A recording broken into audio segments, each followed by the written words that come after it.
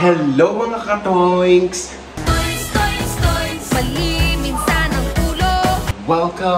Welcome back to my channel. So pagpasensyahan nyo na po yung boses ko, meron akong ubo, sipon, lagnat. Parang buminggo ako ngayon sa sakit.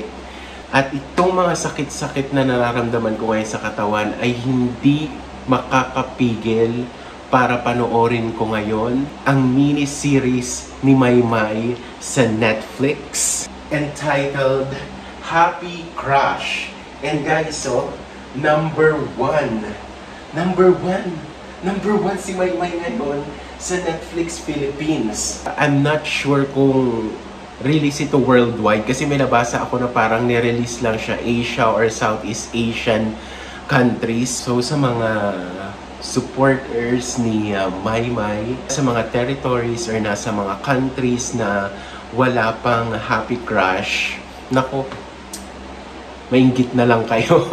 Yeah. Kasi mauunan namin panoorin and mai-experience ang Happy Crush na number one siya guys sa Netflix. Yung sinusuportahan natin si Maymay, number one na siya ngayon sa Netflix, no? So, sa mga nanatiling loyal kay Maymay, ayan, congratulations sa ating lahat. Kasi may nagchismis sa akin, ayan, may issue na naman tayo, no? Manunood lang tayo. Pero meron kasing nagchismis sa akin na isa ding Maymay solid supporter. Yung mga kasamahan daw niya dati sa group nila, lumipat na ng ibang fandom, iniwan na tayo. Lumipat kay... But anyways, ayan, good vibes lang tayo ngayon. Ayan, di ba?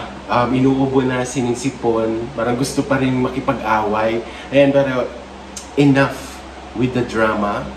Papanoorin ko na ang Happy Crush. Babalitaan ko na lang kayo kung maganda siya. So, yun na nga guys. Nasa episode 2 na ako. And yung feels ng series na ito is ang cutesy-cutesy, ganyan, kilig-kilig, young love, and it's a throwback, perfect throwback series para sa mga kagaya kong mga millennials, ayan, mga batang 90s, kung saan usong-uso pa noon ang slam book, ayan, yung mga butterfly na ipit na pauso ni Julina Magdangal, yung mga laro-larong flames. Hindi ko alam kung alam pa yun ng mga kabataan. Nakakatuwa yung series na ito kasi parang maire-relate mo yung sarili mo eh. Yung mga nararanasan ni Carla, who is Maymay. Re-relate mo yung sarili mo, yung sa family mo. Basta maganda siya guys, cutesy-cutesy. And hindi ko alam guys kung makakapag-video pa ako after ito kasi balak ko siyang upuan na for the next few more hours. Parang gusto ko na siyang tapusin. So, malamang after ko mapanood sa itong series na ito ay hindi na ako makakapag-video. Matutulog na lang ako. Para naman sa mga nasa countries na hindi pa available itong Happy Crush, ayan, may ipapasilip ako sa inyong eksena ni Kelvin Miranda at saka ni Maymay Entrata. Ayan, wait lang. Ayan, so... medyo dal lang ako dito ha, baka ma-copyright ako guys. Ayaw mo talaga itong bagong get up ko, no? Ayos naman. Okay? Pero para sa akin, mas gusto ko lang yung luna. Yung dati, kasi mas maganda ka ron. Sumaganda pa na ako? Ewan ko sa'yo, Carlita. Oh. Galing ko! Maganda ako? Oy! I-stop na natin. Baka makopyright ako guys. Pero nabitin pa kayo. Bagay sila ni Kelvin.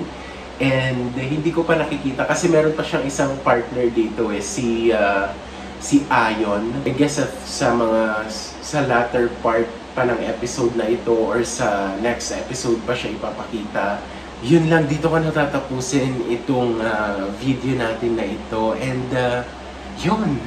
Bye-bye! Like, share, subscribe. Ano ba yan? Subscribe. Sorry. Bonus clip guys. Feeling ko lang magkikita na sila ni Ayon.